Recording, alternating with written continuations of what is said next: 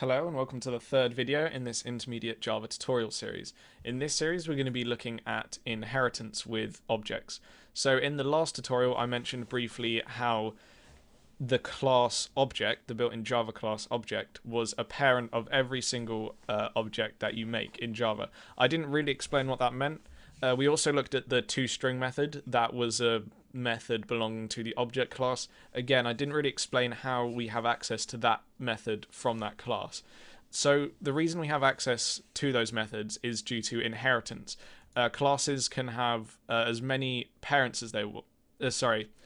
Classes can have as many children as they want, but each class can only have one parent, although the relationship can extend upwards infinitely. So you can see I've made here cat, dog, goldfish. We're going to do like animals example here. So this is in terms of like a pet shop. So I've done for the cat, I've got this, the name of the cat, the price of the cat, and the age. But I've got the same variable for dog and the same variable for goldfish. It's a bit of a waste redeclaring each of these in each of the individual classes, especially since they share these variables commonly. It doesn't really need to be redeclared every single time. So what we're going to do is we're going to make a parent class called pet, and that's going to hold these three variables here. And it means we won't need to redeclare them in each of these. We can just make pet the parent of this class, of these classes, and then it extends all the functionality of that pet class. We'll get all of these variables back. So we're going to go ahead and make a new Java class called pet. We can delete the comments. And now we're just going to go ahead and copy and paste those variables into here. And we're going to make a few helper methods so I can show you examples later. We're going to make a public method because we want it to be available to every class, every other class we use this method in. So we're going to make set name, and it's going to require a string of a new name to set it to.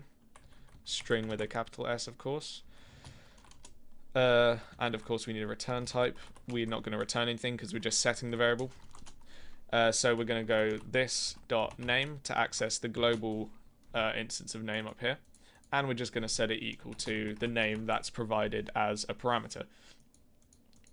So we're going to make these same variables again, public void set price.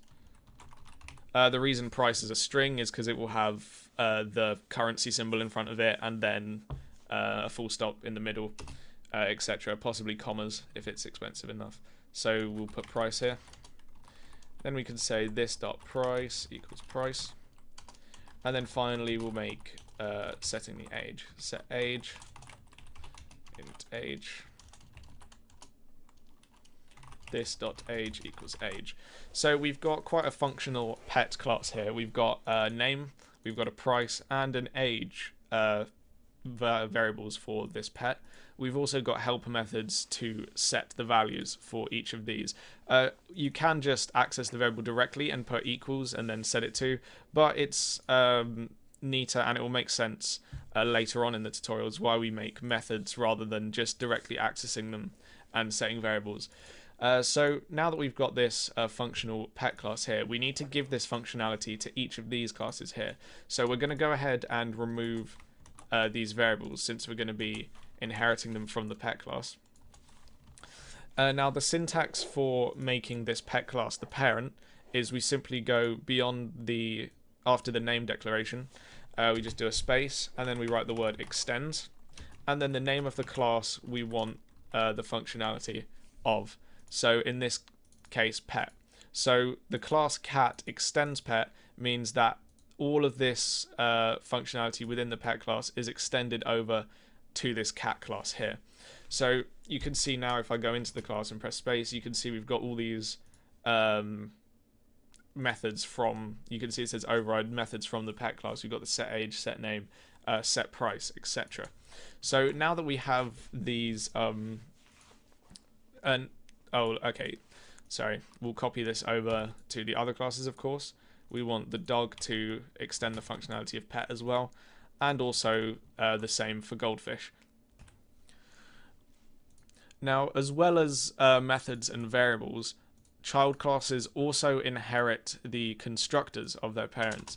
So we're going to make a constructor here, public pet, and we're going to require the name, the price, and the age. Then we can just set them quickly. This.name equals name, this.price equals price, and this.age equals age. So you can see now we've thrown errors in each of these classes here. That's because we've got the class extending the functionality of pet, but because this pet class requires these variables to be passed in to the constructor, we need to make the constructor for these classes as well to pass in the variables that pet requires, and also to pass in variables that the individual classes might require as well. The whole point of inheritance is to extend the functionality and then add on functionality specific to the class you're working with. And we can go ahead and add some class specific variables. For cat, we could have, I guess, if it's a kitten or not. There, we don't need to give it a default value. For dog, equally, we could have if it's a puppy or not. I know that those are pretty much the same thing, just like whether the animal is young or not. But just for the sake of example, we're giving these specific class-specific variables. So let's go ahead and I'll show you how to do it in this cat class first. So let's make a constructor for cat here, because that's how we're gonna get this. That's how we're going to feed in the values to this parent pet class, because the pet class that we're extending, it needs these values to be passed in. So we're going to do that via the cat's constructor. So let's open and close the curly braces. Now, as parameters, we're going to need not only kitten, which is our custom one, but we're also going to need all of these parameters here. So I'm going to go ahead and copy these and paste them in, so that when you make a new cat object, you're going to have these class-specific variables here. You're initializing those. You also need to initialize the variables of the parent class here. Now, I'll show you the syntax for passing in values to the parent constructor. You simply write the keyword super, and the word super, when you call super as a method, like so, with the parentheses, it has to be the first line in the constructor of the class. If you put stuff before it, like anything, literally system.out.println, it won't work. Super needs to be on the first line of the this constructor here. So what do we pass into super? Calling this keyword super as a method is effectively calling the constructor as a method. So you basically just pass in the parameters that this constructor here requires, so name, price, and age. So we've already passed in these parameters here into the cat's constructor, so we can just write name, price, age. Now, there's no errors because everyone's happy. The parent pet class has received the variables that it requires into the constructor. We haven't set this kitten variable, that's the only thing we haven't done. So this dot kitten equals kitten. So now we have this cat class with the extended functionality of this pet class. In the constructor, again, we're giving in the values that the parent requires, because we need, if the parent has a constructor, we need to give it those values before the object can be properly initialized. And just beforehand, we've passed in some class-specific variables.